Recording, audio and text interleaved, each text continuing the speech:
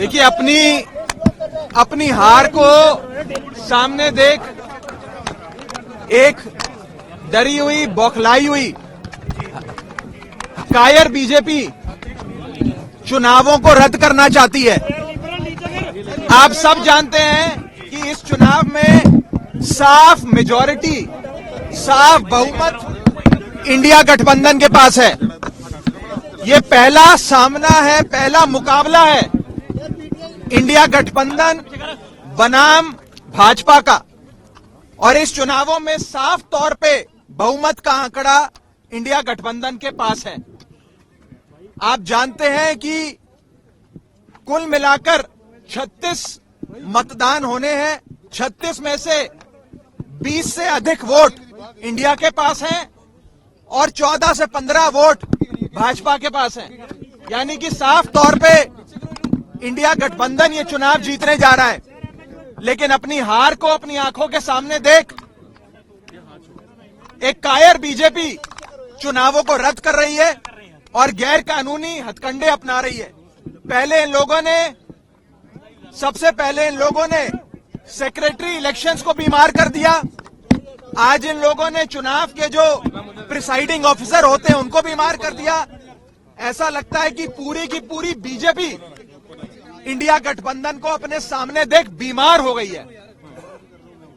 और बीजेपी क्या मैसेज देना चाहती है इस देश में कि ये इस देश का लोकतंत्र क्या इतना कमजोर है कि जब बीजेपी चुनाव जीतने की स्थिति में होगी तो चुनाव होगा, लेकिन अगर भाजपा ये चुनाव हार रही है तो चुनाव नहीं होगा।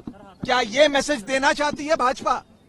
और मुझे ये कहने में रत्ती भर भी गुरेज नहीं है कि भाजपा की हालत उस बच्चे जैसी हो गई है जो जब एक गली के क्रिकेट मैच में आउट होता है तो अपना बल्ला लेकर चला जाता है, अपना बैट लेकर चला जाता है और कहता है कि अब मैच नहीं होने दूंगा मैं, अब गेम खत्म हो गई। इस देश को क्या नॉर्थ कोरिया बनाना चाहती है भाजपा कि चुनाव ही रद्द करा दिए जाएं? ये बहुत खतरा है इस देश के लोकतंत्र को भाजपा से। और मैं आपको साफ तौर पे ये कहना चाहता हूं कि अगर इंडिया गठबंधन एकजुट होकर ऐसे लड़ता रहा तो वो दिन दूर नहीं कि भाजपा इतनी बीमार हो जाए कि भाजपा को लोकसभा 2024 के चुनावों से भी भागना पड़ जाए। आम आदमी पार्टी ये फैसला और कांग्रेस पार्टी हम सब ने मिलकर ये फैसला लिया है कि हम हाईकोर्ट का दरवाजा खटखटाएंगे, कोर्ट में जाकर इंसाफ की, न्याय की गुहार लगाएंगे और हर संभव प्रयास करेंगे कि मेयर का चुनाव हो जिसमें साफ तौर पे इंडिया गठबंधन जीत रहा है और भाजपा हार रही है। अभी तो आप सोचिए कि ये छोटा सा चुनाव है मेयर का और इसमें इंडिया गठबंधन ने भाजपा की नींद उड़ा दी है।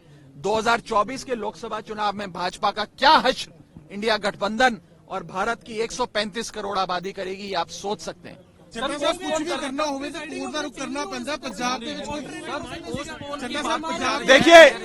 देखिए हम आज भी इलेक्शन प्रशासन से यही विनती करेंगे कि अगर एक प्रिसाइडिंग अफसर बीमार हुए हैं तो आप दूसरा प्रिसाइडिंग अफसर नियुक्त कर दो, जिस मर्जी को चाहे नियुक्त कर दो।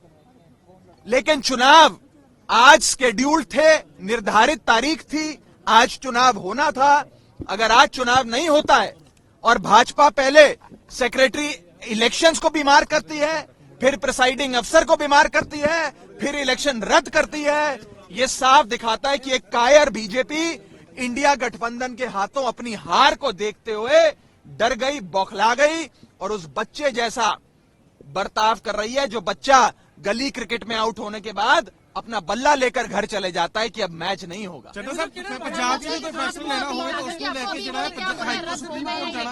देखिए, हम लोगों के पास आज इस इलेक्शन बिल्डिंग में जाने के लिए वैलिड पासेस थे। हम समय पर यहां पहुंचे, लेकिन ये बताया गया कि एंट्री बंद कर दी गई है।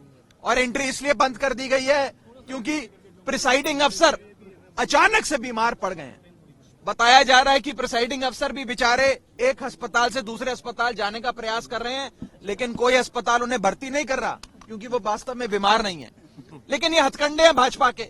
ये दिखाता है कि भाजपा इस देश के लोकतंत्र को खत्म करने के लिए और निष्पक्ष चुनाव, फ्री एंड फेयर इलेक्शंस को खत्म करने के लिए किसी भी हद तक जाएगी।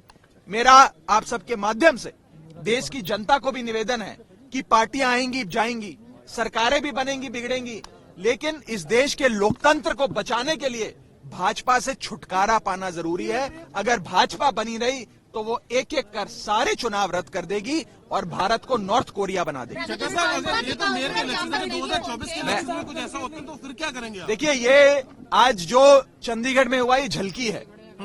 भारतीय जनता पार्टी 2024 के चुनावों में भी हर संभव हथकंडा अपनाएगी, चुनावों को, फ्री एंड फेयर इलेक्शंस को, निष्पक्ष चुनाव को इन्फ्लुएंस करने के लिए, प्रभावित करने के लिए। इसीलिए इस देश की 135 करोड़ जनता को साथ आना होगा, इंडिया गठबंधन को और मजबूत होना होगा और मजबूती से भाजपा का सामना करना होगा।